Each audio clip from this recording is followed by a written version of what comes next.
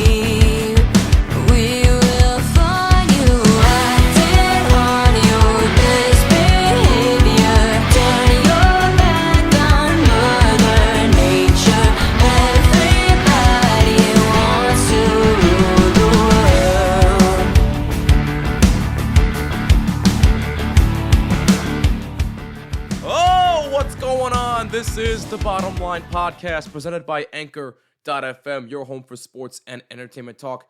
I'm Jimmy Fedizzi. I hope you're doing well. As always, thank you so much for taking some time out of your day to take a listen. Much appreciated. Hit us up on all social media, Twitter, Facebook, Instagram, TikTok, at BottomLine WMCX, and do not forget to use the hashtag BottomLine. Also, make sure you subscribe if you're watching on YouTube and hit that bell so you don't miss an episode, and subscribe on all audio platforms, include Jimmy when searching for this podcast. All right, let's not waste any more time and get started because I am quite heated today, ladies and gentlemen.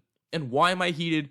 Because I'm not so heated at the New York Giants team anymore, because I really have nothing to get mad about, because I know that they're just going to continue to frustrate me and disappoint.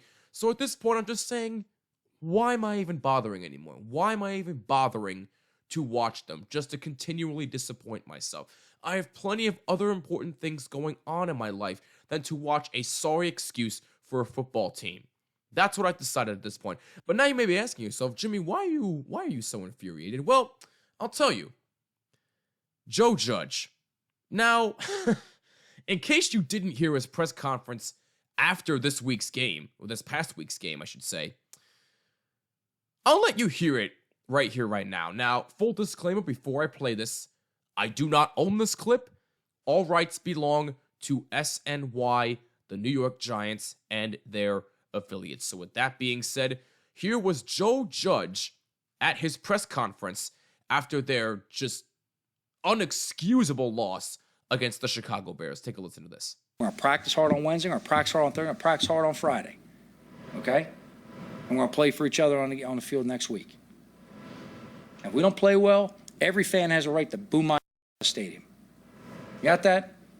That don't bother me. I don't want it. I don't think anyone wants to get booed. Okay? But the reality is, that's all right. Okay? It's all right. They have that right. So the fans are, Dan, to go back to the first part, the fans are every bit right to ask what you're asking. 100%. Okay? 100%. And I get about a dozen emails a day. All right? 6 of which asking exactly what you're asking, the other 6 offering full support the other way. Okay? To me, both are great. Both are great. Okay? Both are great. If you think I sit on back and I say what we're doing right now is good enough, no, it's not. But I know this. I know the first time I ever talked to you guys in front of a microphone, what the hell did I talk about? Foundation, right? Talking about building from the ground up, building the right thing. Okay? Now, you guys ain't been in the building for 2 years now with this coach. All right, but I'll tell you right now, all right, if you're in the damn building, you walk on through our locker room, you ain't seeing that crap you saw before. All right? You ain't seeing guys right now planning vacations. You ain't seeing golf clubs in front of players' locker. You ain't seeing that stuff. Okay? You ain't seeing that. All right? And that's not because it's some high school program where we're cracking whip. That's because our guys understand how to play together as a team and they understand the process of how they're going through. So I can go through a whole X's and O's evaluation. I can go through a roster evaluation. I can go through a lot of things for you right now, okay? I do it every day myself. I go through all that stuff. But in terms of the next step to take, I can tell you right now, okay, I know we're a whole lot closer to where we're going than we are further away. I can tell you that right now. I can tell you we got more players here who are going to be free agents next year, all right, who are in my office every day begging to come back. I know that. Okay, I know that. Or players that we coached last year that still call me twice a week talking about, how much they wish they were still here even though they're getting paid more somewhere else. Okay? So I know we've got the right foundational pieces in.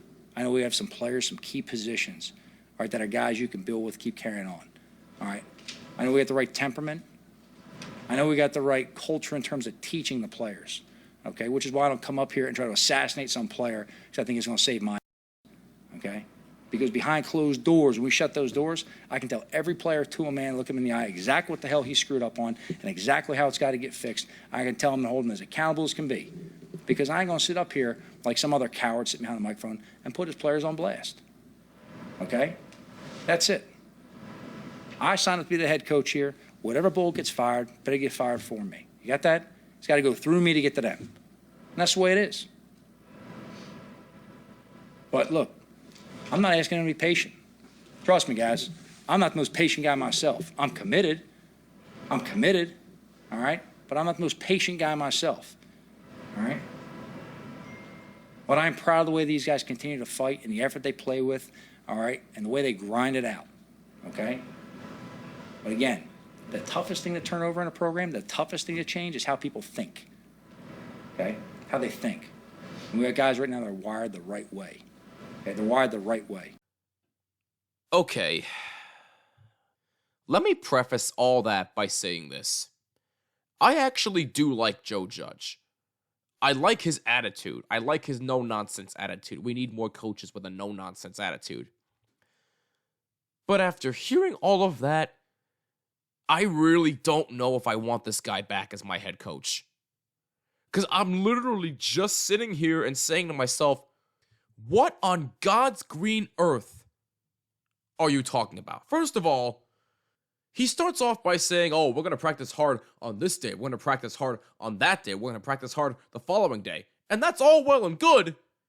But when has that hard work shown on the field? Virtually never. That explains your 4-12 record. That's what shows on the field. So that tells me that you don't really practice as hard as you should. Okay? Because if you did, it would show on the field and you'd be way more competitive than you are now. All right? That's number one. Number two, he talks about the same thing he talked about when he was introduced day one. He wants to build this from the ground up. Well, let me say this. This has been building from the ground up ever since 2011. It's been 10 years. When is it going to be fully built? That's all I'm asking, because I don't see any progress of this being built right now. Number three, he mentions the fact that, when you walk into our locker room, you don't see guys planning their vacations. You don't see golf clubs in the locker room. Well, what are you seeing then? Because what I'm seeing is players are preparing for their vacations, that they are preparing to hit the golf course, because I don't see any competitiveness on the damn field! You only say that type of stuff if you have a winning record. Well, the last time you had a winning record was 2016, and you lost in the playoffs! So it meant nothing! You have one winning record in 10 years. What does that tell you? A whole lot, if you ask me. Number four, we're not seeing some high school program on the field. Well, if I'm being honest with you, you would lose to a high school team. That's how anemic you are. Number five, he mentions, I've got more players that are going to be free agents next year coming into my office begging that they want to come back. How the hell do you know that? You know who does know who's going to be a free agent? Dave Gettleman. And you know what? Dave Gettleman's butt is going to be out of here. So if he's gone, what the hell would you know about who's going to be a free agent? And also he mentions the fact that, I have players from last year calling me, telling me how they wish they were still here and they're making more money elsewhere. Who the hell is calling you? Who? The The last free agent off the top of my head that I can remember who actually left the Giants was Wayne Gallman. And that's it. Who is calling you? Who? I want names. Okay, let me calm down here. Okay, I'm good. Number 6 is pretty much this. He's basically defending the state of the Giants organization and saying, quote unquote, it's not a clown organization. Well, unfortunately for you, Joe Judge, I have news for you. While yes, the Giants are a storied organization and they will always continue to be, as of right now, they are a clown show organization. They are. And I'm going to tell you why.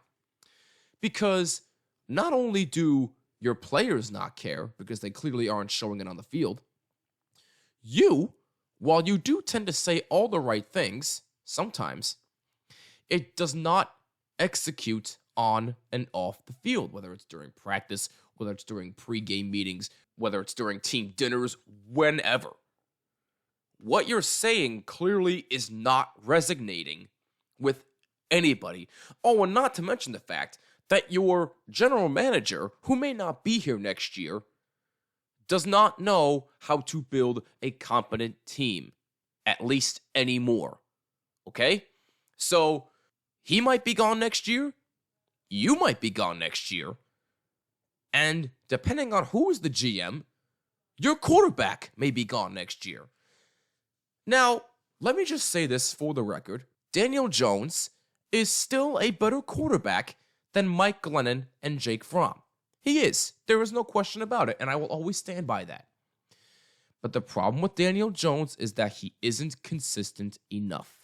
And that is why I do not think he is the answer to the New York Giants' problems. There are plenty of other problems with this team. But it starts at the top. So, the bottom line for me is simply this. The New York Football Giants, at this moment in time, are a clown organization. And they will continue to be a clown organization until something changes. We've been waiting for this change for 10 freaking years. When is it coming? God knows when. All right, that about wraps it up for this tirade on the Bottom Line podcast.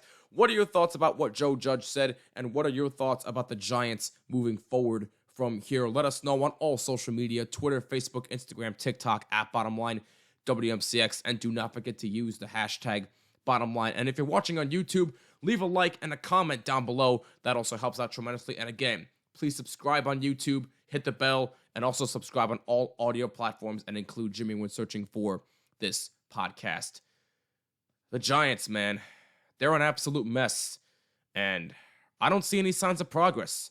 Do you? Am I going crazy? Or do you agree with me? Hit me up and let me know.